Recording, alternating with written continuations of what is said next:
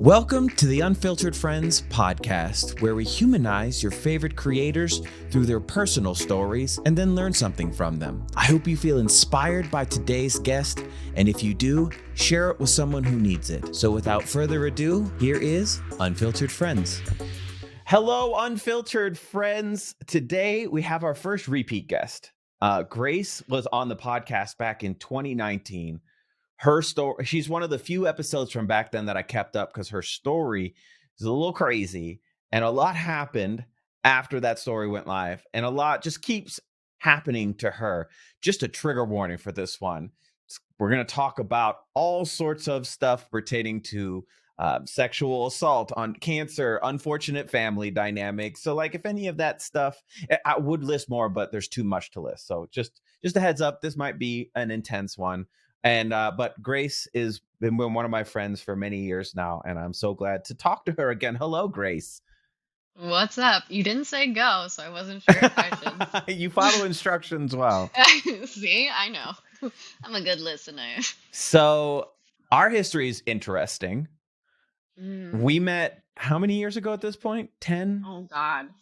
No, way longer than that, because it was 10 the last time I was on this podcast. That was like 13 years ago. 13 years ago, we met one time at a karaoke bar while we were both with people. You were not what I would call sober. I wouldn't call it that either. And then I'd call it drunk. Yeah, you're really drunk. And then we just never saw each other again, even though I tried, because you were a bit, shall we say, on the flaky side. Yeah. But which we will learn that there was a lot happening then to make that make sense. And then you sent me a screenshot of a dating profile that you thought someone was catfishing in Denver. And I'm like, nope, that was me. And it was so weird. I know. And you're like, let's go to lunch because I have some explaining to do. And then we were thick as thieves for a while there. Every time I see scooters, I think of you. Yeah, because we're the OG scooter gang. Yeah, we would just hop on some scooters and go. At like 5 a.m., we would just like spritz around Denver. And look at butts. We looked at butts quite a bit. And look at a lot of butts. Yeah, butts. We used to sit at Whiskey Tango and just stare at butts. Do you know that Pizza Peddler place next door went out of business recently? No! I know. They had the best ranch. That's where I got all my just-in-case pizzas. Like, just in case I get drunk, I need a pizza. Oh, I was like, what? Just in case pizzas? I don't remember. Just in case pizza. Yeah, I just end up getting it because I know it's not just in case. I will be high later and I will want some pizza. I will eat it. It's not really like a just in case thing. It. That really sucks. I'm so sad. Yeah. It's okay. You live in Oregon, so it doesn't really matter. Washington. I'm sorry. Close enough. You're like right there. Yeah. No, it's definitely just right over the water. So your story is a bit intense and it seems to be ongoing. It just never seems to stop. But I mean, I just want, like, I'm never gonna be, oh, this keeps happening to me. Like, I don't want to be that person where it's like, this shit keeps happening to me. I feel like it's happening for me and it's just making me funnier. You mean you cover up your trauma with humor? Yeah. Yeah. Okay.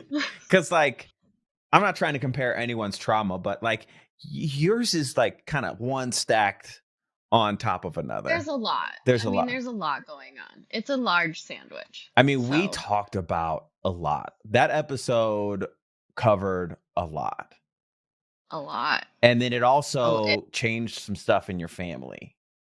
It did. It shifted dynamics one way, and then it shifted them back the other way. So it was a really interesting thing because like everyone kind of walked away from it really mad.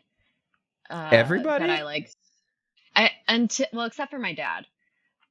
And then they like flip-flopped. So like my mom was like, "Oh, I'm really proud of you," and now she's like back to like being not. Okay. Well, it's like, how do we even dive into this? Well, we talk about the things that we talked about in the previous episode. So how we'll start with this. When you were 20 years old when I met you, and you were a bit flaky because some stuff had been going on at that point in your life. Can you Yeah. just explain what you were going through at that time? Yeah, I mean, I guess briefly, I was, running a clothing store. I owned a clothing store, Which I used to and go to. with all your ex-girlfriends Yes. all the time, but somehow never. Never. Mm-mm. But here we are today. Mm-hmm. So, at that moment in time, I was dealing with sexual assault from my stepbrother, and I was dealing with like a cheating boyfriend. I was dealing with terrible like step family dynamics on top of all that shit, and also chronic chronic pain. So I've been in chronic physical pain since I was like 15. So Emotional pain since birth, but let's true. Let's start with the stepbrother dynamic. So yeah. when did you? So I mean, just blatantly say what he did. Yeah, so he assaulted, he assaulted me for a really long time. It started when I was 15. It started the very first time I met him. It lasted a really long time. How long? God, years. It from like 15 to 18 is kind of the big window, and then when I had turned, I think 20, maybe even like a year and a half before that, it was kind of like pushed where it's like, no, we need to be a family. Like, we need to like all come back together and like stop rocking the boat. You gotta like put this shit aside. So I put the shit aside, and then it like fucking happens again. And it's, at a certain point, I had to just say, stop. Would he just like crawl into your room or something like that? Yeah, so I begged for a lock on my door because he would come into my room in the middle of the night every night, almost every night, unless I had a friend over, then he would try and like lure them out, or like if my sister had a friend over. But it was, it was every night, if not Every night. mostly, yeah. And the family knew this was happening or did not know it was happening? So they didn't know it was happening. I think they thought that we were like really close. And then one time after this all came out, my mom, she was like, I saw him in your room, but I didn't really think anything of it. So I just kind of kept walking. And that to me was like, how could you not know? And also, I was 15 Mm-hmm. and he was, 18. Like, doesn't matter whether or not you think we're really close. He shouldn't be in my room at You all legally at can't 1 a.m. you legally can't consent to that stuff Yeah. regardless. So So I mean, but you brought it up. You said, "Hey, this is what's I did. happening." What was the reaction when you did? A lot of it was, well, did you like entice this? Did you, maybe you shouldn't have worn those soccer shorts. That's when I like specifically remember is like, maybe you shouldn't have worn those shorts. And it's just like, I should be free to A, wear whatever the fuck I want. Right. And be safe in my own home no matter what I'm wearing. Like, this is where I live. But yeah, most of the reaction was that, my mom did. And I kind of remember this.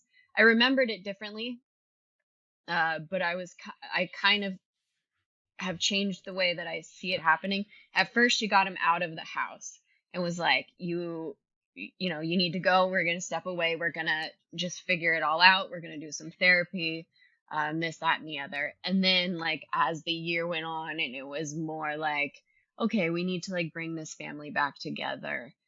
But I told her when I was 18, so 1920 is when they were like, no, you have to like bring this back together. So you didn't bring it up while it was happening during that first bout between 15 and No, 18. from 15 to 18, maybe 17 and a half, 18 is when I finally came out So of the closet. people will hear this and some of them might think, how do you not say anything?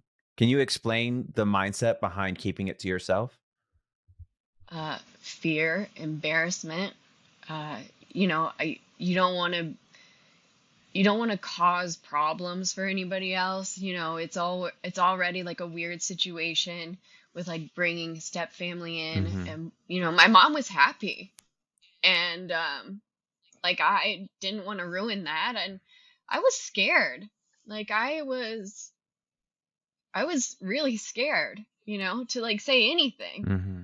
I'm not a very big person. What if something happened? Like, I don't know. Because the predator was in your house, Yeah. you were like, hey, if I say something, it could get worse. Yeah. But you were also thinking about the happiness of your mom, because your My mom mom. found happiness in this relationship that she was in. So Yeah, and she deserved that. yeah, because I think a lot of people don't understand. I'm a survivor, not to the same degree, obviously. Where like you just Okay. don't want to talk. You just don't want to talk about it, No. and especially if that person is in your house, I can't even imagine how unsafe that was for you. Yeah, I mean it's a terrifying feeling to think that like that could happen from somebody who is supposed to be your brother, your protector. Like I had a big brother, but he wasn't around a lot. So like I always kind of wanted that back. And I'm supposed to be safe. Like so like I couldn't, I wanted them to think that they were providing safety, Hmm. you know, and not like exposing me to terror. Yeah, that had to have been so difficult to even exist. I mean, you talk about that your physical problems started at the same time that the Yeah. assault started. Obviously, well, not obviously, but tell me about the connection between what you experienced and how it manifested itself physically. Yeah, so, I read this book, The Body Keeps a Score, and it's the most incredible book. And it basically talks about like any kind of trauma that you have felt emotionally can manifest in your body. And a lot of times with women, if you have, sexual assault, it will manifest in your pelvis. And that is precisely what it has done to me. Hmm. And it sends like razor blades down my vagina every single day. Well, okay, talk. So I have become intimately aware of where all the Denver hospitals are because during our time together, like when you were here, um, I would get a phone call and she's in the hospital, and I would have to go again. With your punch card. With my punch card, I know, like, and I'll never forget the first time I had to like, I spent 3 hours trying to figure out which hospital that you were in. Oh, is that the Disney princess time? Yes, like, okay, well, let's just tell that story. So, like, I mean, I don't remember it, I a do, lot of it, I so do very hit me. vividly. I remember that I forget why I forget why you were over, and you just like wanted to go to sleep. So we went to No, sleep. I remember. I remember why, because you were streaming like a 24-hour stream. Yes. And I was like, oh, I want to come over and like hang out for the last like, I don't know, 4 hours or Yes. whatever. And then I got there and I was like, I'm not good. Yeah. And like at this point, you were on a lot of drugs just to maintain normal. Can you tell people what those drugs were? Yeah, I was on the ketamine suppository, which had ketamine, Valium, and morphine, and then like a baclofen, which is like a tiny little muscle relaxer. And then, I was on the oxy for a long time. I was on like a nerve blocker, basically, like Hmm. it's called gabapentin, and it's supposed to be for people who have like fibromyalgia or like inflamed nervous systems. Um, and then I was on like an antipsychotic. I was on a lot of shit. Yeah. I was, And like, if you weren't on that stuff, it seems like your whole being just shuts down. yeah, at that point I couldn't function, and I think I was a lot of like mental also, Yeah. like in I couldn't mentally get over the fact that I was in pain because of my mental abuse. Like, you know what I mean? Like I couldn't, it was like a vicious cycle of trying to manage both of them Mm. together. Whereas like now I'm still in pain and I still have like all of these like terrible symptoms, but I feel like I've like grown a little bit and like come to terms with I can be okay mentally without like being okay physically, and maybe that'll kind of help at some point. You know what I Mm. mean? Like kind of tricking my body into being like you're good. Yeah. So, So what I remember from the story, you were at my place We were asleep. You sat straight up like an exorcism, just sat straight up, and you were talking about Disney characters.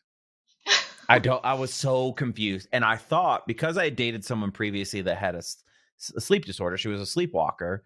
I started just talking to you like you were awake, but you were awake. You were just not there probably because of all the drugs that you had. And I was like, hey, it's okay. And you laid back down. And then, like, maybe 20 minutes later, you sat up again and you just very clearly said, you need to call 911. And I'm like, oh my goodness. What do you mean? It's like, call 911. You're really calm, really matter of fact about it. Like, this is what needs to happen. You need to do it. So then I call 911. They show up at my apartment, and the EMTs come in and start asking if you're on any drugs.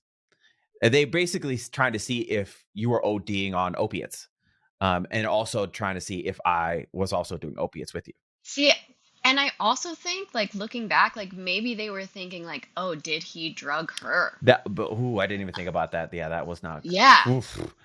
So, Right? You know what I mean? Like, yeah, that could have been really bad for me. But I found the no, bag I know. of your drugs. I found it, Yeah. and I went through each one of them. They were all prescribed to you. Like, you weren't abusing it. This is like, because I can understand why it wouldn't make sense that someone would Yeah. need that amount of drugs every day. Yeah. And we registered every single one on the little iPad, but they kept pushing me, trying to get me to admit that we were both doing drugs.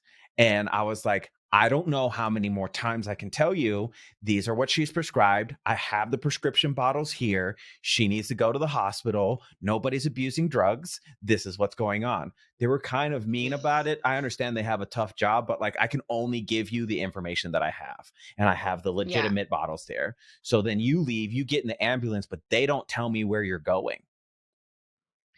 And I run down because I'm the only one who knows that you're going to the hospital. I had your phone. I had all of your stuff. You had none of it.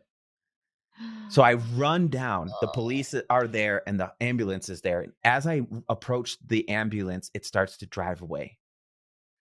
I'm running. And I'm in the back, like, I'm running next to this ambulance. The police are watching me do it, and they refuse to stop.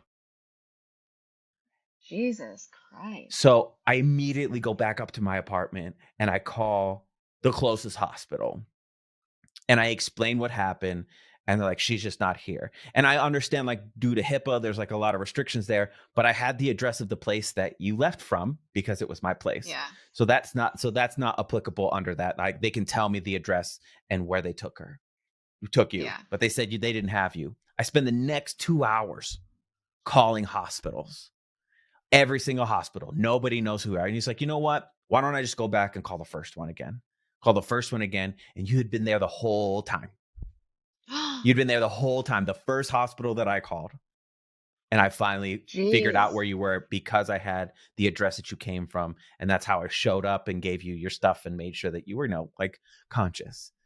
So that was like not a fun experience. Oh God. Looking back, I wish I would have been smarter about like understanding, like, when my body says to stop, I really should stop, instead of like pushing myself to like go see somebody when I can't, when I shouldn't. Mm-hmm. You know what I mean? Like, cuz I would never want that to happen. Like, I don't want to scare anyone. I don't want anyone to be like, "Oh God, she's such a chore." So like, I feel like maybe I should have been smarter. No, I've never So let I you apologize. can't help what happened to you. You didn't plan that. You're not going to put your life on hold. Don't do that. I'm not allowing that. Okay. So, I mean, okay, let's fast forward a little bit. I did have a few more visits to the hospital. You have you also have like an issue with your pelvic floor that they have not been able to figure out. And I kind of want to put this out there because maybe someone listening can have some maybe insight on what you got going on. So can you describe, because you had a hysterectomy at 24? 27. 27. So I had like 100 surgeries.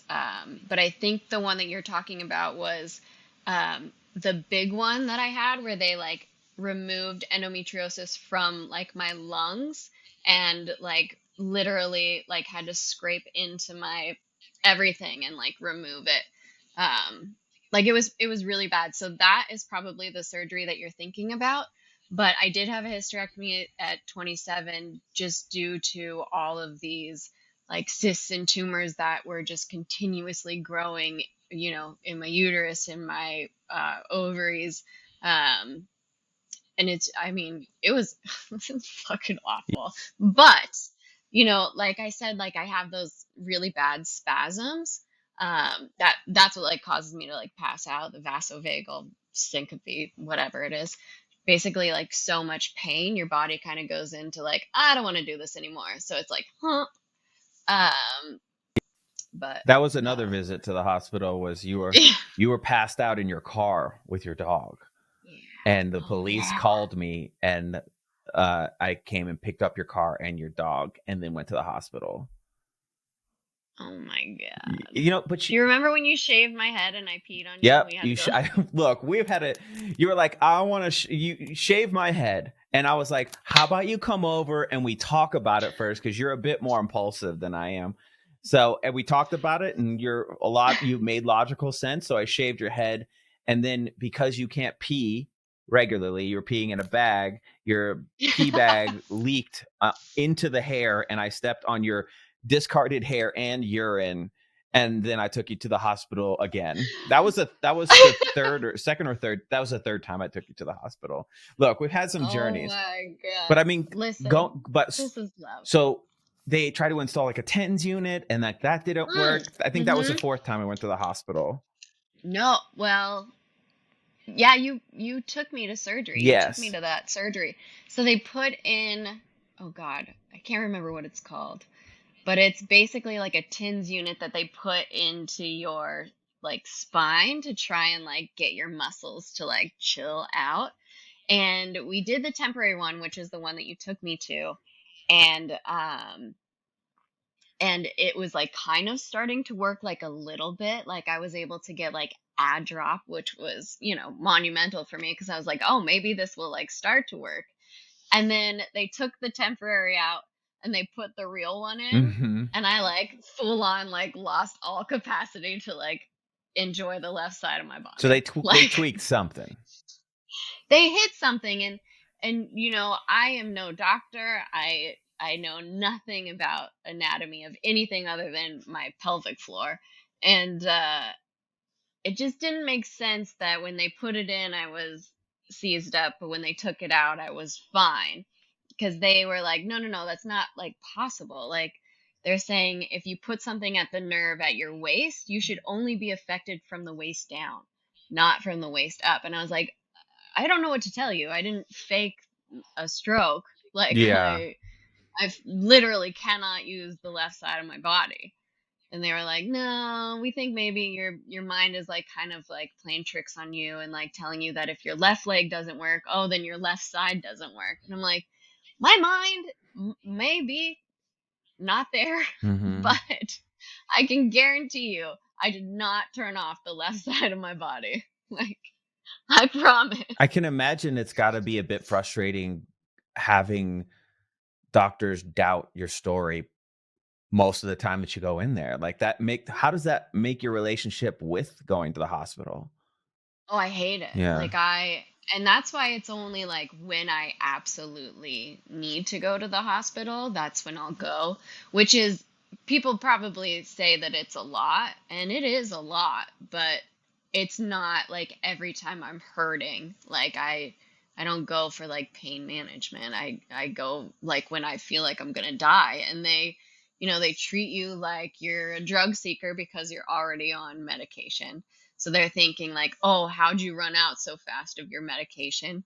They treat you like, like, are you really hurting that bad? Like, come on, like kind of like a suck it up situation. Like women get their periods all the time. You should be totally fine. And it's just, it's degrading and demeaning, and it's a horrible feeling to have somebody not believe you, because why would they? Like Right. they've had all of the, like I don't know. It's fucked up because it kind of like stems back to people not believing me in like every other area of my life. And like I've lied a lot, but I am an adult now and Yeah. I cannot be treated as the same like 16-year-old kid that like lied to you about sneaking out on a like I'm not that person. Well, it's Like I also like the hospital needs to treat what you bring to them, not question it to yeah, that degree. I mean absolutely. And And that's kind of where our medical system is so and then fucked. cherry on top, how many times have you had cancer? Wow. 3 times. Well, let's say three and a half Three and a times. half times. And what kind of Yeah. cancers did you have? So I had bladder cancer first, and then I had a little ass cancer, and then and then Yeah. I had I and then I forgot that we had called it that. Because you were I think that colon cancer is what we'll call it for right now. yeah.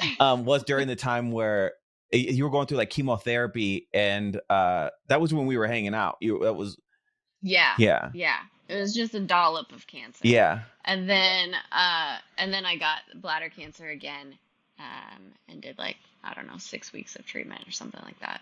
And then we had to like go in after that round and kind of scrape out a little bit more without like having to do another round of treatments, And you know, endometriosis and endometriosis, and and I had adenomyosis, and polycystic ovary. polycystic. Yep. And then, uh, oh, I have like, this is crazy. Forgive me if I already said this, but what they kind of call those spasms, it's called vaginismus. And it's like when I went to the Mayo Clinic, they were like, oh, we don't know what this is. But when I saw a specialist in Denver, Dr. Mosher, shout out, he's the greatest. He was like, oh, this is vaginismus. And it's basically where like your pelvic floor is just in like constant like spasm. And he's like, I've never seen a case like this, because he's like, usually you kind of see it and it's like a twitch, but like mine is just like constantly like active. And so that's the name for That's one of got to the other be things. semi exciting though to have a name. Yes, it's absolutely very, very exciting. And we did Botox treatments, which actually did help a lot, but they're very expensive. So Yeah. I had to stop. So the reason I bring up all of these things is because it's all in a very specific area. It's all in Yeah. the area that received the most trauma for many years. Yeah. And it's to the point now where like you really can't have sex without immense amount of pain. Yeah, I know it sucks. Like it's the worst. I mean, it's basically, you know, they tell you in physical therapy to kind of like stretch those muscles out and, do this and use this dilator. And like, I cannot physically do that. But every once in a while, you get that craving for cheese. You got to run over that mousetrap. And then what is the aftermath like for you? Oh, it's like a week of just like not being capable of forming sentences or eating, or I just need to lay in bed. So now we know a bit of the history, and I didn't realize that you telling your story, which the podcast is still up if you guys want to get like the full breadth of the story, but it really rocked your family. It rocked the boat. Can you explain how you telling your story rocked the boat for you in your family? Like you said, there was a lot of different reactions.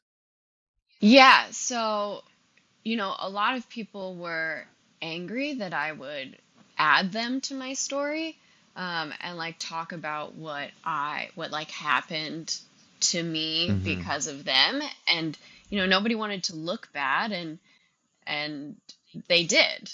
They did look bad, and I can't change that. And then it went from that to like my mom being like, I'm really proud of you for like getting that out there, and like being able to express yourself. She did say one thing, and I do want to say this. Like she was like, you can tell your story all you want because that's your story, but don't tell mine, because I had mentioned a story of hers in the previous podcast. So sorry, mom. Sorry, Mom.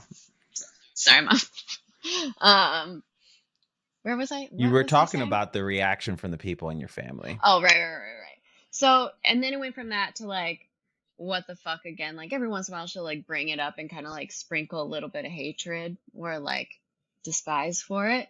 Be like, oh, you're gonna talk about this on your next podcast, or oh, are you gonna like bring that up again? Like, remember when you said this in your podcast? And so it's kind of gone to that again. You know, my stepdad, he's like, fuck you, like fuck this. Mm-hmm. Like, why would you say that? Basically, you know, it was a lot of like shame, I think, for them. But Why do you think that the reaction to your truth was met with such anger? I think they were mad that I brought it up again. I think that they get angry that I am also now speaking about this over and over and over again. And they're like, it's a dead horse, like, stop beating it. And it's, you know, and so I think that makes them mad that they can't control or change what I'm going to say. And some of it makes them look not so good. Like, I love my mom very much, but, you know, she had her own traumas to work through, and I think it made her mad because I was dealing with it different than she did. Do you think that a And I lot of wasn't. survivors of this sort of thing go through that, where they just keep it to themselves because they don't want people to be upset with them? Yes, absolutely. I think 1,000,000% that you don't want somebody to be mad at you. You don't want somebody to, you know, think that, you know, this keeps happening to you, or that you're some kind of victim. Like, you want to be strong, and you want to be able to not have to burden anybody. uh and so I don't know, I think it's hard. It's hard because people will always be mad because somebody will believe that you're not telling the truth. Mm-hmm. So I had someone on my podcast, I believe it was last week's episode at the time of this recording, who talked about the healing stages of women. And I wonder if you can identify with any of these. The first one is shock or denial, where you're just like, I'm fine. And I feel like you stay in that quite a bit. yeah, I have to, or else I will die. Yeah. The next is victim, which is just you admitting, hey, this stuff happened to me. I mean, yeah, I think that I try not to be a victim, but I'm definitely am a Well, I think victim. there's a difference of victim mentality and being a victim. You Okay, know, I think, then yes. yeah, like it's just true that these things happen to you. Yeah, okay, And then there's gotcha. survivor, which are the people who are more vocal, who are out there, who are talking about it, who are showing up for others as well. I I don't know if I'm that. Like, I don't know if I don't know if I speak up enough. I don't know if I don't, you know, I don't know if I speak up too much. Like, I I feel like it's kind of a hard line of survivor for Mm-hmm. me. Like, I don't know. And I don't feel like I've helped anyone yet. So I don't think that, like, That's just not true. empower. That's just not true. Yeah, But but why? So what is happening right now that causes you to discount your own experience? Like, what happens in your brain when I try to give you credit for the way you've helped others? my brain's like, no, no, no, not true, not true. Mm. Like, he's just trying to make you feel better. When have I ever just tried to make you feel better? Never. Never. You always try to make me feel like No, shit. I do not. Take it back. Unless I know, you know, you're just real. I'm very real. I mean, and like Yeah. one of my favorite stories when you was at the Rockies game that we went to. And Oh my oh, God. so this is something from Lindsay having cancer, from you having cancer. Like, I've been surrounded by cancer. One thing I've noticed is that people treat you like you're already dead, which makes you even more upset. So I purposely tell dark jokes in front of people just to, so you couldn't take the stairs up because you were going through chemotherapy. right? Yeah, I was done. And so It we were hurts on right an now. escalator, and I was like, "Oh no, I'm Grace. I have bladder cancer." And I can't I can't walk. walk. Everyone is mortified, but you are cracking up. Can you explain why you were laughing at that? Oh, because you have to. Like, I have to. I can't. I mean, it's fucking hilarious. Yeah. And like it's funny because why like if something can take you out, why let it also take your like joy? Hmm. Like, you know what I mean? Like, yeah, I could just sit there and be like, I have cancer and like feel bad for me and I'm gonna die anyways, so I'm just not gonna do fucking anything. Yeah. Um so I need humor because I'm not going out in a pissed off mood. Yeah. Like I Man, like I people can't do people it. were so upset with me, and I was like, if the Oh my person god. with cancer is laughing, do not be offended for them. Yeah, like don't be offended for me. Like you can be offended all you want, Yeah. but don't be offended for me. Yeah. Also, this is my conversation. Like, why the fuck are you They also listening? don't know what a freaking weirdo you are, so No, no, everybody knows. yeah. Um so okay, Uh, a lot has happened since yeah. the episode and since our friend, I won't even get into the ex-girlfriend episode. I, Oh my god, yeah, that's a good one we're though. doing better. We're doing better with our choices now. That's good. We appreciate that for you. So you lived in my neighborhood, and then you Mhm. left, and then you moved, and so much has been happening. Can you update us a bit? Yeah. Yeah, so I lived at your place and then I moved to like Littleton when my grandma died, which was like, I don't know, like an hour away.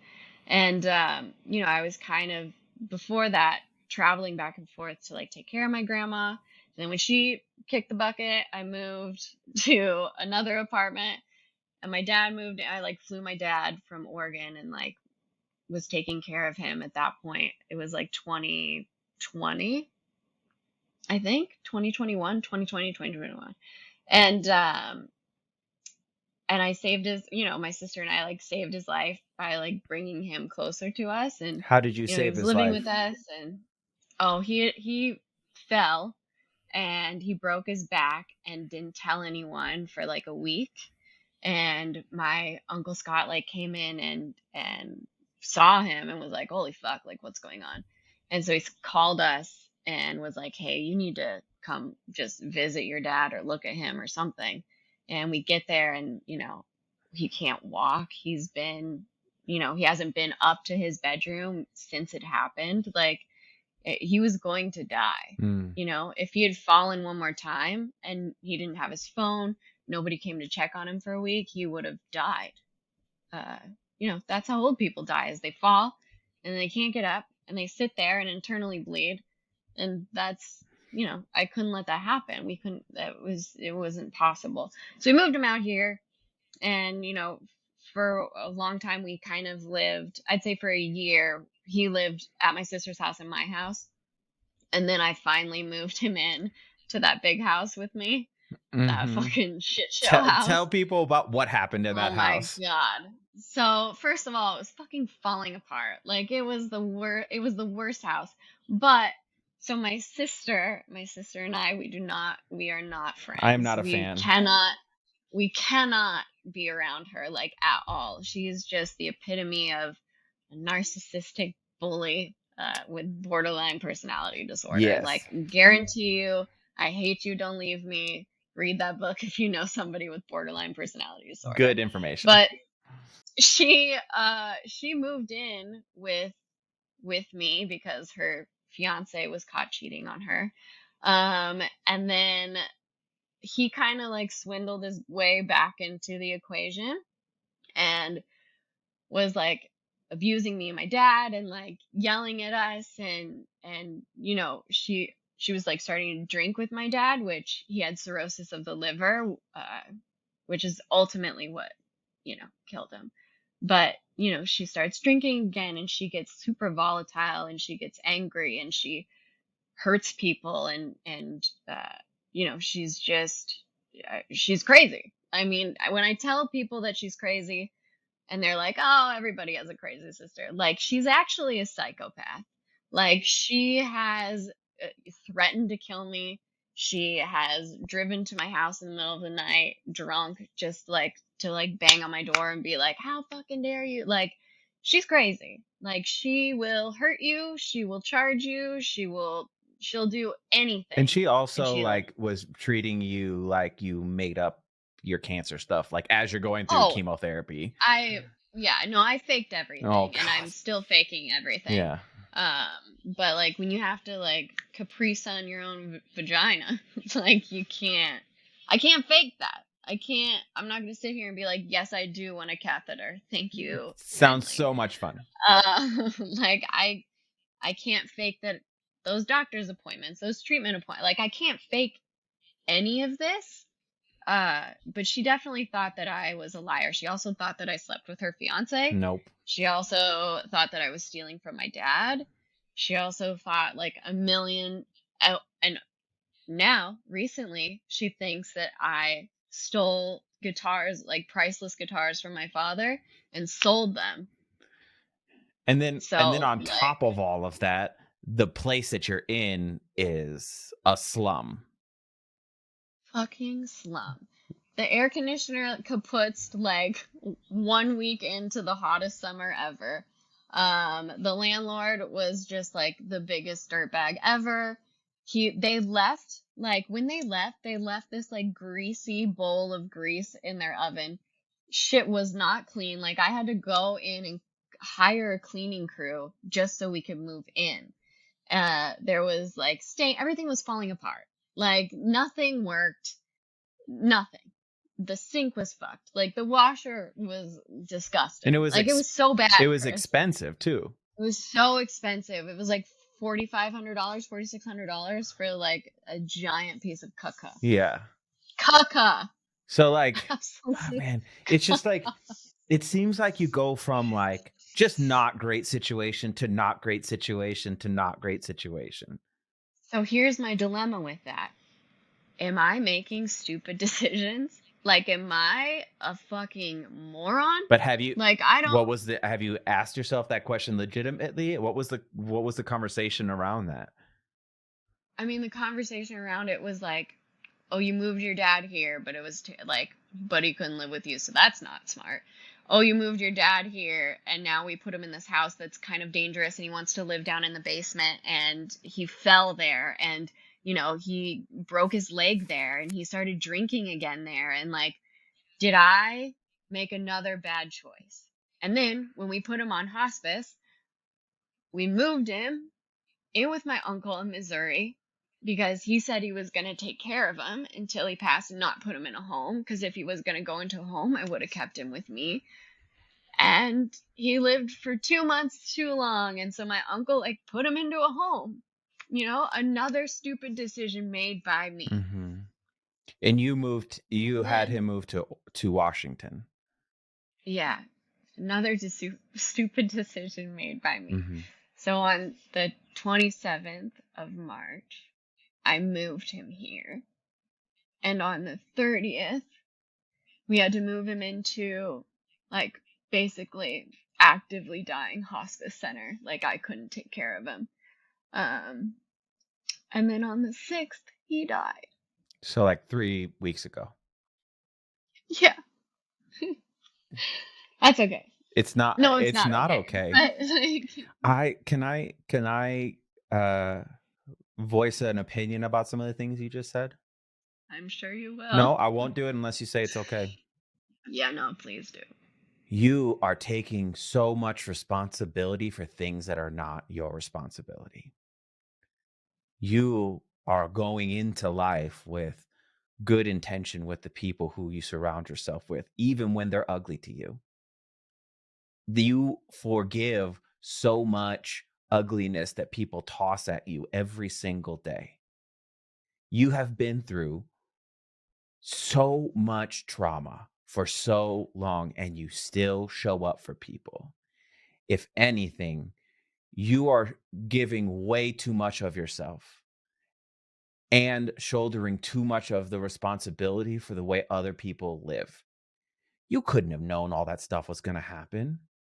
Did you move your dad to you so that he would pass away? No. Did you move him into the house with you because you wanted bad things for him? No. You know, you continuously show up for other people, and you already have so much trauma, and you are the only thing I will say you're doing to yourself is piling it on yourself even further when you don't need to. Have you thought about why you do that? Yeah, I feel like it's my only, I don't know, I, I don't know. I feel like because I've been blamed for a lot of things in my life that I feel like I need to take more blame for everything. You know what I mean? Like, it's like you take a lot of blame, for things that you didn't do. And so when you do something that doesn't work, you feel ashamed. Like I've done something that I thought was right, and yet again, here it is wrong. And so I blame myself for, I don't know, for being an idiot. It's just not true. It's just not true. You can't take that much responsibility. You can't. You've been told by people who don't want to take responsibility for themselves that it's your fault so that they can shirk the responsibility of how their actions affected you. That's what I'm seeing from the outside. Yeah, no, I see it too from the inside. Mm-hmm. I do. I see it, but I don't want to see it. But I do see it. Yeah. And I fucking hate it. I really hate it. And I've done so much fucking therapy. And like, this is the other problem is, so many people are like, you need to go to therapy. You need to go to therapy. And then you get all these fucking tools, right? And then somebody says something to you and you whip out a tool and they're like, oh my God, you've done too much therapy. It's like, what the fuck is this world? What is this world? Like, nobody can, speak their truth without being like, somebody thinks you're crazy. Like, it's just, this is crazy. This is chaos. First of all, anybody who says you need to go to therapy needs to go to therapy. That is so disrespectful. Like, as someone who's done extensive therapy, you don't get to make that decision for what someone needs to do, especially in that way. And especially if you're part of the source of their trauma, they want you to go because they don't want to have to deal with you and they think they're not part of the problem. So if you go, then it'll fix it and you'll leave them alone. And then you got the tools to show that they were legitimately a part of the problem, and they don't like that either. So no, they hate all of this sounds very much like a them problem. Yeah. I mean, and here's what I'm going to do. You're about to make all of us problem. Stop. You literally said, and I heard it under your breath when I was saying, I haven't been through as much as you've been through. Like, don't compare. I heard you say it. Don't think I didn't hear it. And then you turn around to do the same thing. Why is it so hard for us to take our own advice? I do the same thing. I know you do. And that's why we're friends. It's so annoying, but like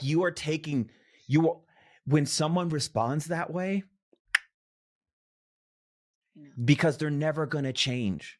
These people you've talked about, they're not going to change. And not only are they not going to change, they're going to make things worse for you.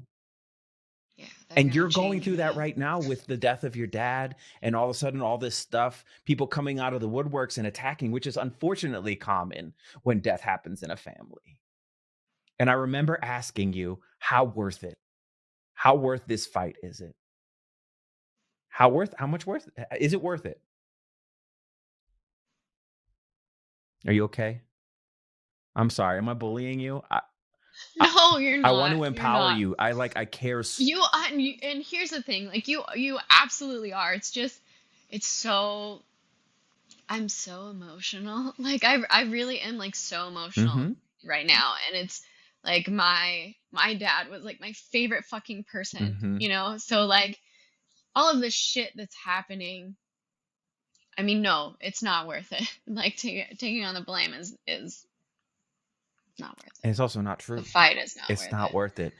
You had what a lot of them didn't, and you had the time with him at the very end. It wasn't enough It though. would have You never been know, enough, like but you were there. What were you doing when he passed?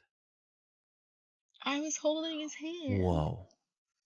Whoa. And it was like 15 minutes after I'd finally fallen asleep. Like, Mm-hmm. but still, you know, it's never enough time. And like, and here I'm gonna like sit here and do this fucking thing again that you're gonna tell me to stop doing. But I like look back and think about like how long I fucking hated him.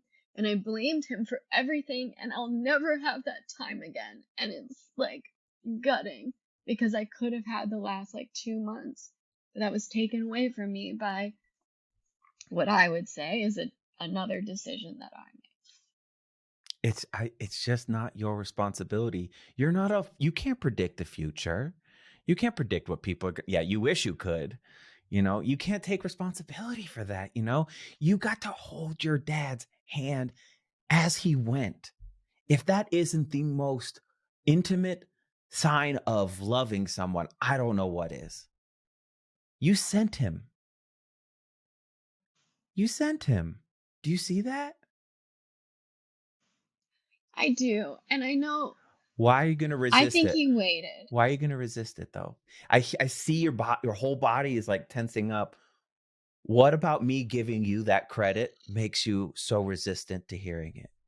It's just, it's hard when, it's gonna sound so like victim like, but it's hard when you know, a lot of your life, you don't get a lot of credit for the things that like you've truly done that are, you know, good or whatever. And so like when you start to like hear that and you start to hear, you know, things that should empower you and should, you know, make you feel like all of it's worth it, like it's a very different feeling. And I, why do I want to feel different? Like I'm very like very comfortable in like knowing that nobody thinks I'm great. Do you think there's an aspect of if you blend in, no one can get to you? If you don't stick out, people will leave you alone. Yeah, Yeah. of course. Mm-hmm. Like all I ever wanted to do was fucking fit in and like be loved and be liked and, you know, have everybody be proud of me. And I don't know. And I'm proud of you. I know a lot of people thank who are listening are proud of you. Your story is so inspiring to so many people. As dark as it is, you know what you still are? Here. You're yeah, still that's a here. big You're thing. still sharing. You're still smiling. You're still inspiring other people. You could have absolutely just laid down and said, I'm a victim forever No more. and I'm just going to sit and woe is me. But you keep showing up every fucking day. What? I don't know that I would be able to do that. I don't know that most people. How do you do it? How, after all of that, how do you keep showing up every single day? How? I have to. I just do it. Like you have to. If you I can't be miserable. I can't That's be. not a have I to. That's a choice. You made a choice. You chose to. yeah, I chose to. We're both very bad at Cuz offing ourselves. We're yes, so I'm bad at it. such a Yeah, failure. we have I both told failed you. and it's I, so annoying. I want to be good at it, but nobody's proud of me. there's that dark humor that you like cope with. I just Yeah, like yeah. I'm just so immensely proud of the person that you are, regardless of everything that's happened. And I will always say that. I said that years ago and I'm saying it now.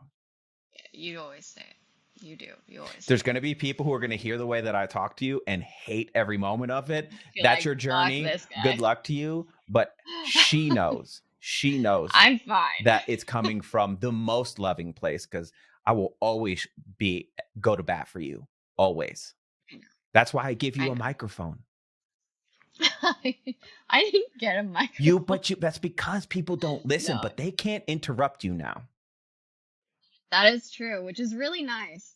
Like it's nice to be able to just like freely talk and like say things and not have somebody be like, that's not what happened, or that's not true, or it happened a totally different way. Like it's nice to be able to like talk at, you know, with somebody who won't interrupt me and will actually fucking listen. Yeah. So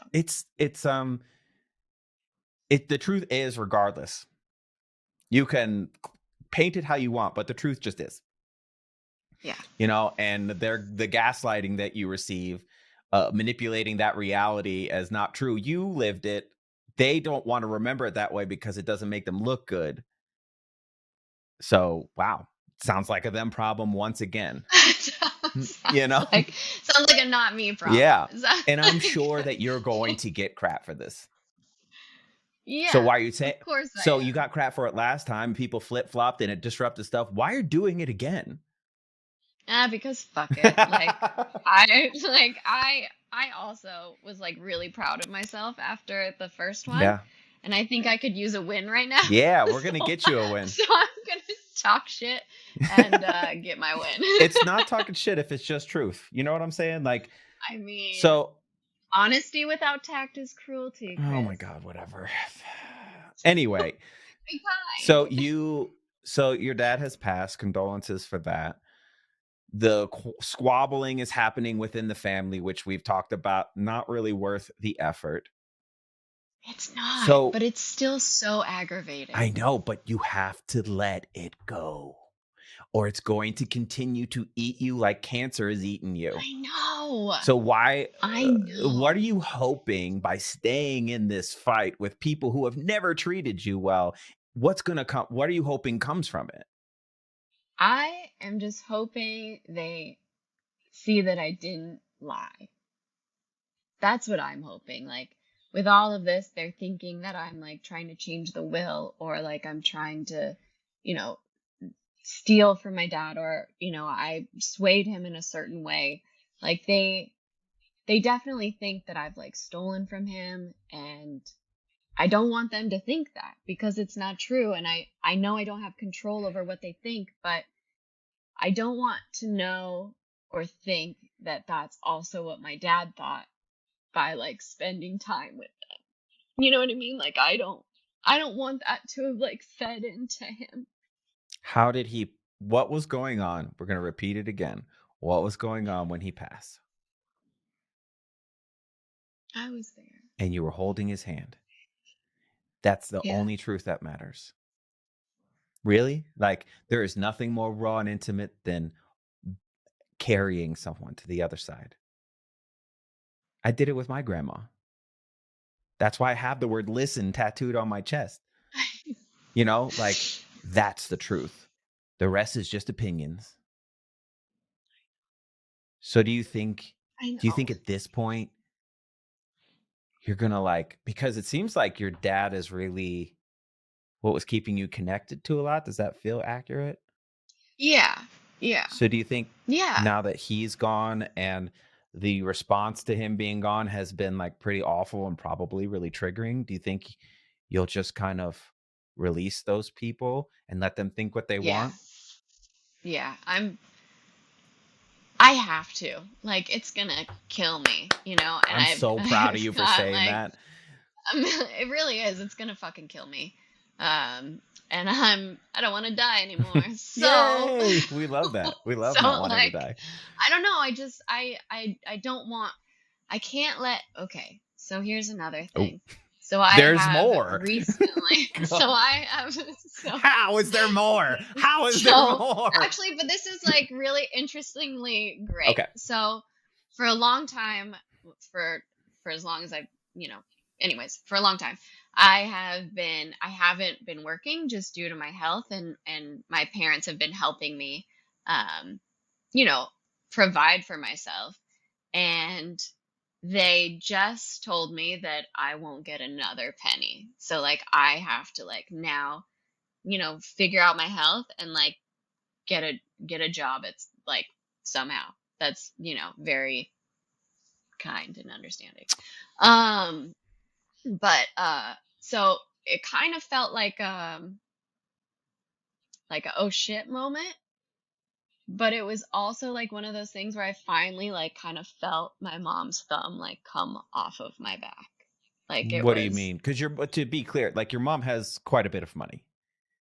yeah, I mean, she's very comfortable. She was very successful. She's great. Yeah. She will be just fine for the rest of her life. And obviously my sister and I will also benefit from her incredibly hard work.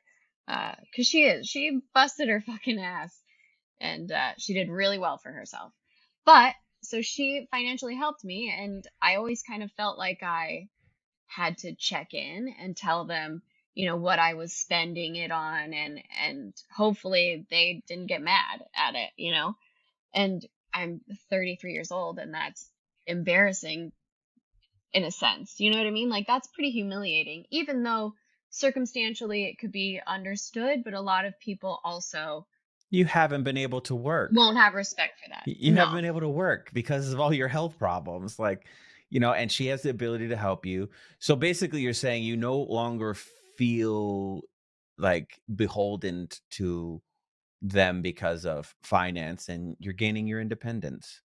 Yes, and literally this happened yesterday. Whoa, So hot off the press. so like so it's, it is. Like it just happened. So like there's a little bit of relief. Mm-hmm. I don't know if that makes sense. Does that make sense? Like I can finally, like, it's gonna be my money. I can do the fuck I want with it. Yep. Like I can move to Bali and, never see anyone again. And that would be fucking awesome, but also very sad.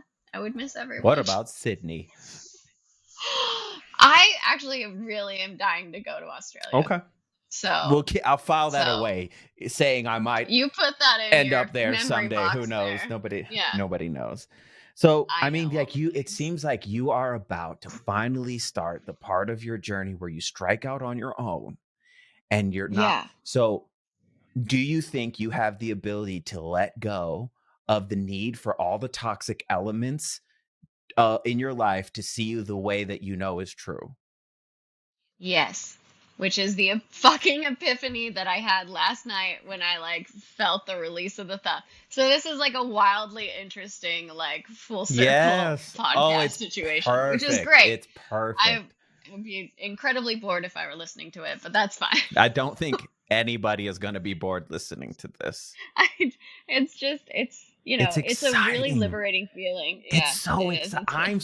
As someone who has witnessed so much, like, whoa, you are about to embark on your own life. No. You're going to let go of the toxic people. I bet you, just a theory, and update us later, that your health is going to improve as well because less stress. I hope so. I think so. Yeah. Yes. So maybe I should have done this fucking years ago. You did it. I don't know. You know what? You did it when you did it, and I'm so proud of you. And I'm so proud of you for showing up today and sharing all this stuff. And it's just like beautiful to watch after such a horrendous go for like, I don't know, the last 18 years of your life. Like it's been a long time. It's been a long time. You show up with all this pain, all this drama, and you still smile. And I think it's such a beautiful thing. Stop masking as much. Stop shouldering other people's actions as your responsibility. You're not responsible for what happened. You're only responsible for your intent and how you show up. That's it. Yeah. Got it? And I show up. You do show up. And like through all that, you've always shown up for me too. I hope so. Yeah. I fucking love you. I love you too. Yeah. Okay, so I have a handful of questions from my Patreon people if you're down to answer. Yeah. Okay. Really? Yeah. So if any of you are ever interested in asking questions to the guests that come on, patreon.com/unfilteredfriends. Yvonne wants to know, like, what is your why for keeping going? Like, how do you keep going? Why not? All right. It's like you just, I don't know, with like everything happening with my dad, I kind of felt like, okay, now I have to live for him. And so that is a lot of my why currently. Before that, I had to fake wise. Like it was like my mom would be devastated, or like, who's gonna feed my dog? Like I faked a lot of whys. But I think ultimately, like I've always kind of held on to this idea of like I will live out my dad's legacy for sure. So I almost feel like once his like death happened, I like got this like kickstart of existence. So that's my why right now today. That's always been Today's why. Yeah, that's always been something I guide because I've experienced quite a bit of death. Is like the best way to honor someone is to live a full life. So like he might be the Yeah. inspiration, but what I will say is it sounds like you're finally living your life for yourself. Yeah. Whoa. Feels like it. Whoa. Feels like High five yourself. Even though like it's weird. It feels like it. Yeah. I don't know. We'll see. Megan wants to know, so what is your support network? You know, it seems like all the people in your household don't really show up for you. Who does? So I have a best friend who is like a little dollop of angel juice just like sitting in a Capri Sun on my shoulder. Yeah. Like she is the best. She's the fucking best. And she has helped me through a lot of this. Like over the last, like, I want to say year, she helped me take care of my dad. She helped me move him here. She's a fucking godsend. And then I have, my best friend Drake, who I talked about on the last podcast, but his whole family is here. So they are the most supportive. They're like my chosen family at this point. Mm-hmm. And I have a therapist. Yeah. I mean, that is the difference between people say family shows up in a certain way. Relatives are just the people there's a difference between relatives and family. And sometimes your relatives are not your family. And a lot of times your family is not your relatives. Yeah. Sometimes blood is thinner than water. Well, do you know the full quote from the blood is thicker than water? No. Hold on. It's a full thing. Yeah.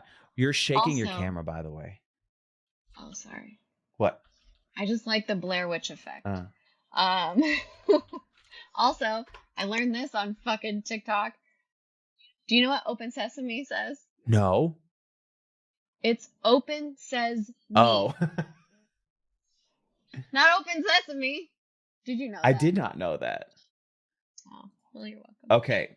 The full quote of blood is thicker than water is, the blood of the covenant is thicker than the water of the womb, meaning chosen bonds are more significant than the bonds of family or water of the womb. So people misuse that all the time. Whoa. Mm-hmm. Yeah. That's fucking wild. Right? You would never know. You would never know. I literally thought that it was blood is thicker than water. Period. The end. The blood of the covenant is thicker than the water of the womb. So the water is relatives. Right? Oh my God. My brain is going to fall out of my butthole. I don't know what to do. Don't do. You don't. Oh my God. You don't need more procedures. Okay. No butthole stuff. Okay. You've had enough. No butthole stuff.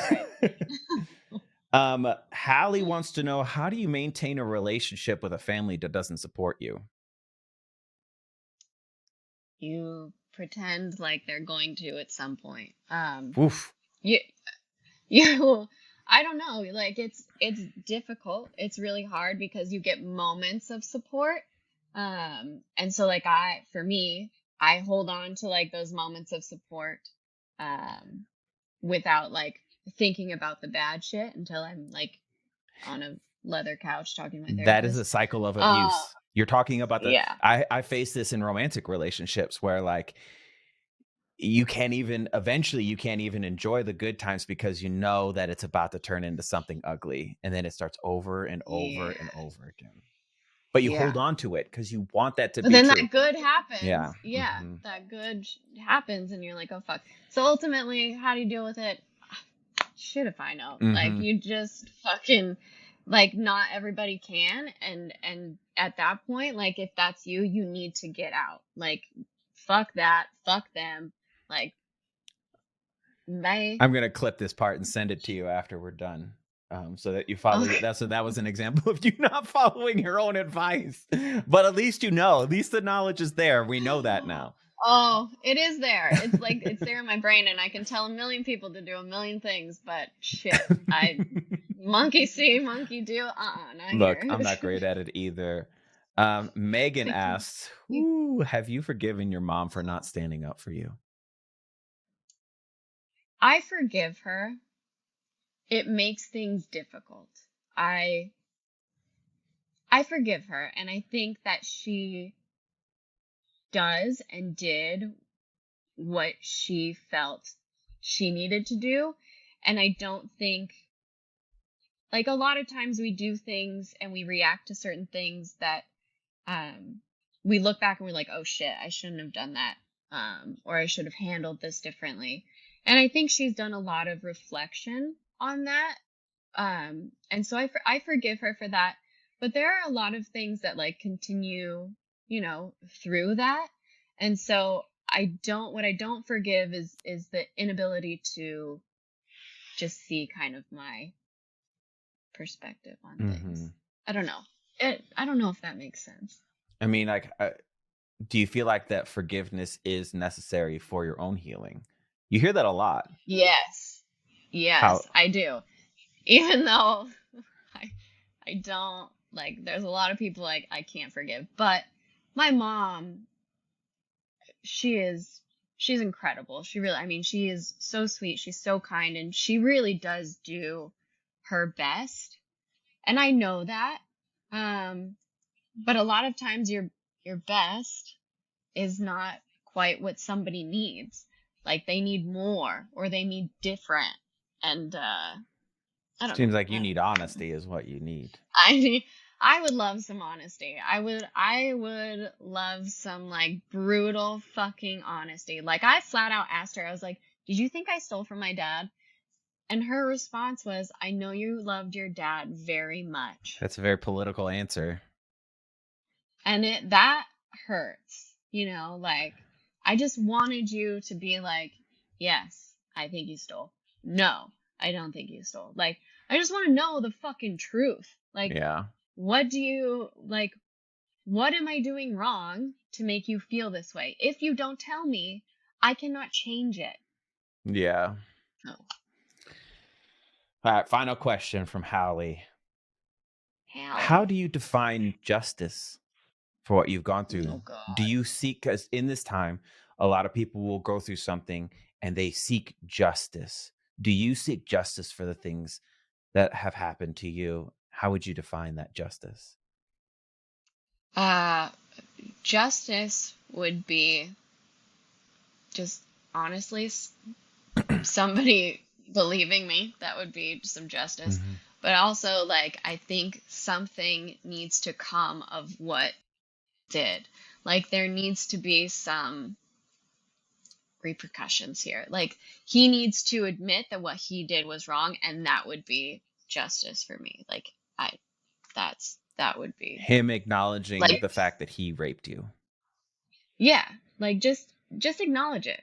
Just say, yes, I did this, and like that would be justice, because then he has to like live with the fact that like he said it out loud finally, Mm-hmm. and like now he has to believe that. And like for me it'd be like, fuck, he finally said it, and no matter what anybody else thought, he said it. We all know it's true. That would be some fucking justice. So justice is truth.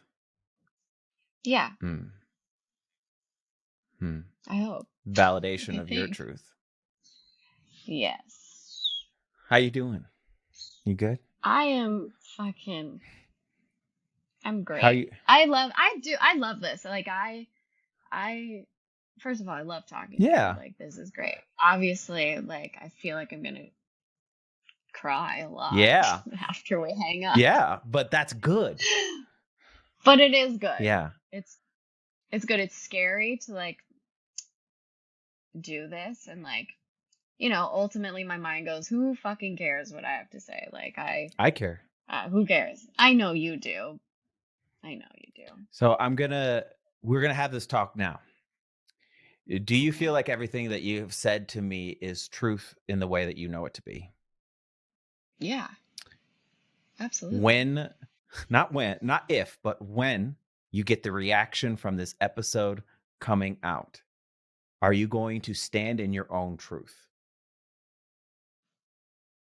Yes. How are you going to do Yeah. that? How are you not I going think to just allow them to shut you down again? I think I just have to turn it off. Like I just have to give that like space to heal and just turn off the connection. Like I no longer have that financial connection, which I think was a really huge part of it and like why we really couldn't heal. And so without that, I feel like I can like believe in myself a little more and like trust the fact that like I can do this and I will do this. Mm-hmm. Yeah. Thank you for your perspective is something I say quite often. That's an interesting perspective. Ooh, that's good. Yeah. It acknowledges they said something, but does not absorb. Oh, that's interesting, but I like it. Yeah. So find that phrase that acknowledges them, but allows you to keep the truth as you know it. And you won't absorb that. And then you just go on with your life. Did you do therapy? I've done a lot of therapy, so much therapy, and it was very ouchy. Hurts so bad. It hurts so bad. All right, so people are going to be inspired by this, have information for you, want information from you. Are you comfortable with people reaching out to you? Yeah. Where's the best place for them to do that? My cell phone number Okay, is... hold on. No, don't do that. The only thing I'm ever really on is Instagram, and that is like rarely, but I still check it every once in a while. And your Instagram is Gracie Dean or? Yeah, that's right. GraceyDean. Mm-hmm. Right? Yes, I believe so. Okay. I talk to you in real life. I don't really talk to you on social media. I know. It's so bizarre. Well, every time I see you on social media, I'm like, that is so interesting. Why? It's just so cute that like you're just like, I feel like I can talk to you just by like watching your cute little videos. Oh, they're cute. Because that's it's all dumb shit you'd say to me. Anyways. Yep.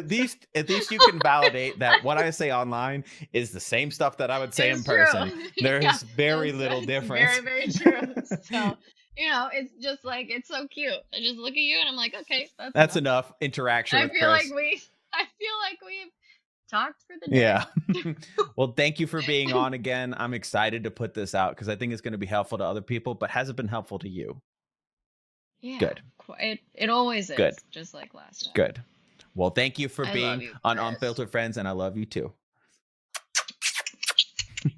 Bye. Bye.